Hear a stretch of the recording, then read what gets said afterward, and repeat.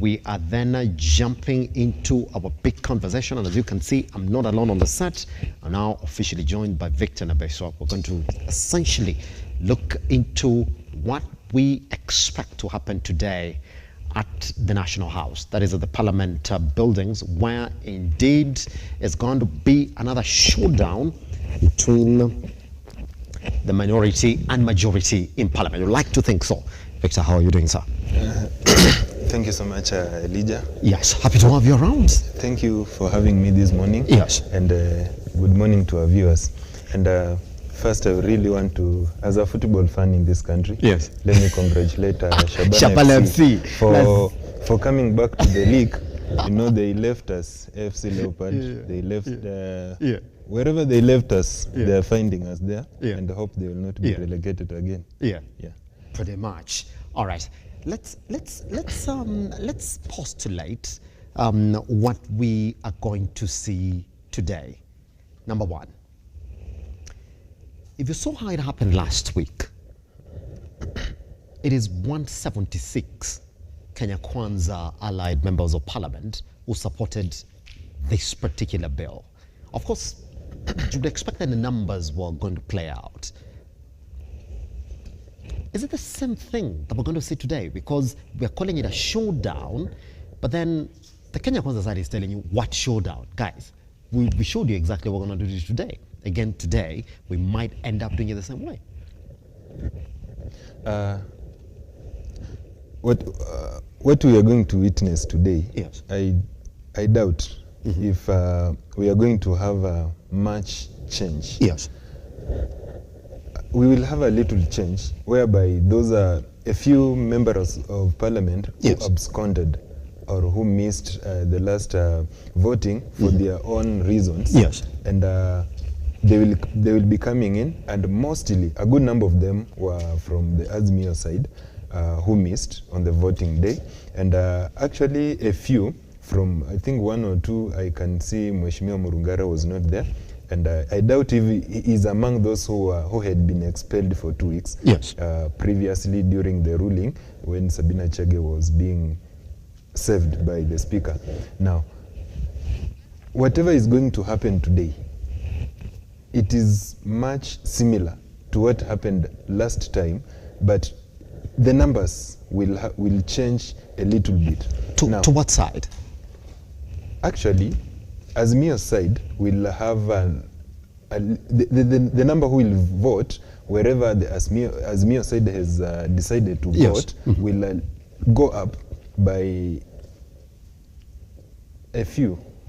And as I said earlier, you may not be surprised if among those who missed, we may have one or two who will vote in favor of the bill today. From the Azimio side? From Azimio side. Even, I mean, Nabiswa Brand, you say that, but the Azimio side has already written to members of parliament, number one, who voted against, or number two, completely became a no-show last week when this particular bill was in the second stage of its reading. Do you think that any other member of parliament now, sitting in that National House, would again today say, well, I'll vote whichever way that I want, despite what my party is saying? Yeah, you see, Elijah, in our Kenyan political system, more so with our member of parliament, there have been this tendency whereby we are only experiencing what I can call empty threats. They will write, but what will happen after writing to me? You will write to me, you will summon me, I'll appear before the party's disciplinary committee, then what? Nothing will happen. Are you sure? Yes. If you look at what UDA is already talking about, Wamuchomba, if you look at the proceedings that have essentially followed one, and I will tell you one, Felix Jalango, one Langata member of parliament, isn't it? When you look at those two, it looks as if the party is going to be supreme, like they have to do something that is going to make you think twice. Maybe we were thinking about punishing you in the sense of, well, monetary aspect. I do not think that somebody really wants to pay that much to a party just for voting against it. You mentioned Gathoni Yes. Wamshomba. Yes. For her own reasons, he voted against the bill. Does it? And he said he's voting against the bill because her people has told her to vote To against actually the bill. vote against the bill, yes. But the deputy president went ahead. Actually, I might say he went ahead saying some words which looked like she's being, he's threatening her, like, why are you voting against the decision of us? She the party?" actually, they were actually at a backyard, was it last weekend, isn't it? And asked, well, she's saying that you guys have said we do not want this finance bill. And then when I had to ask them, is it true that you guys do not want this thing? I mean, majority of the people did say, no, we want it. Okay. Yeah. For Mushomba, I think from the party, from the decision the Yes. party has taken, you know, for her, I presume she's experiencing some political euphoria. You know, it's all over. We are being told that there is a poll which has been done that around 90% Yes. or over are against the bill. So for him, maybe he's playing a cautious game whereby he wants to vote against, so that when people, his people, will see and say, yes, our member of parliament was with us. But now, when the president went there, he asked. They said, people said, we want this bill. Yes. There is somewhere, I think in Busia, the president said something, then people said, no, we don't want it. Yes. But in her backyards, after the president asking, what was the response from the people? We want it. We want it. So, Wamuchomba, for me, from where I sit, I think she has some fear from the public opinion, against the public opinion. Yes. Yeah. That's it. Yeah. All right. But now you mentioned something about Odiwar, Yes. Felix Jalango. I'll take the case of Jalango and Yes. Mwalimu Orero. You know, Mwalimu Orero, the MP for Kibra, voted for the bill. You know why? You see, the first project to be initiated, actually where the president went and placed the first stone, was where? Was it in Lang'at and Kibra? So Mwalimu Orero will think, why should I oppose the bill when my constituency is the first, is the pioneer where this project is coming up? That's why I think he boldly said, I'm voting yes. Same to Jalango. Actually, Jalango has been on record saying that I want to support the president because of this housing thing. My people don't have a house. Okay, a section of my constituents, they have a poor housing. They have poor housing structure. So the government has a good idea of uplifting the settlement of my people. Pretty much. But let's look at it, Nabiswa Brand, in this sense, yeah?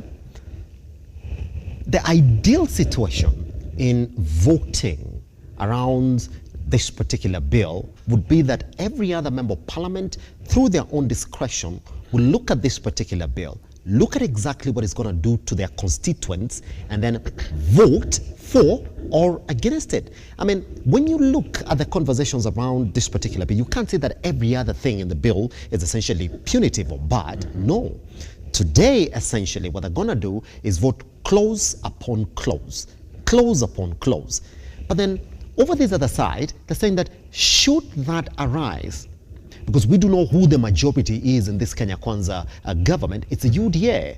So when we are going to vote, and there's nothing like, well, the number of people voted for, it is essentially the speaker to see exactly where the House is voting to what, in terms of the voices that are essentially shouting around these clauses, that would essentially say yes or no to these particular clauses. Now, from where you're sitting, there's a member of parliament today from the Kenya Kwanza side who's going to look at number one, the 16% VAT on petroleum products. Do you think that is going to put them on the spotlight? Because now they're going to vote on clause after clause, Nabiswa. Do you think now the voting might change a little bit going by the fact that today it's not essentially whether indeed it should go to the third reading. Today it's on clause after clause. Today is when we're going to see those members of parliament who are going to say, well, I support the 16% VAT on petroleum products. Do you think it might change? I doubt. I really doubt. You know, Yes. we've been in this country, Yeah. such kind of highly debated bills have been there. We saw the security bill in the last parliament. Now, this finance bill, it has come from Kenya Kwanza, from the government. Yes. And you remember there was a PG, the Kenya Kwanza PG, whereby we are being told that the president took them clause by clause, and he told them why they want this bill to go through. Even during the first reading, when the report was being presented, none of the Kenya Kwanza member of parliament actually even saying that we need to amend this one. None of them actually mentioned something of the sort. Kenya Kwanza has already come with a fixed decision. Actually, whatever is playing around this bill, I might say, Yes. it is a political affair. You remember during the first reading and the debate, when the report came to the parliament, the other side was saying that we refuse this bill in totality. Isn't it? Yeah, that's Kenya essentially what they're Kwanza saying. were saying, Yeah. we support this bill, we are not going to amend even Any a comma. other comma. Even a Yeah. comma. Yes. Now, looking at the same bill, it is insincere for a leader who would oppose this bill in totality.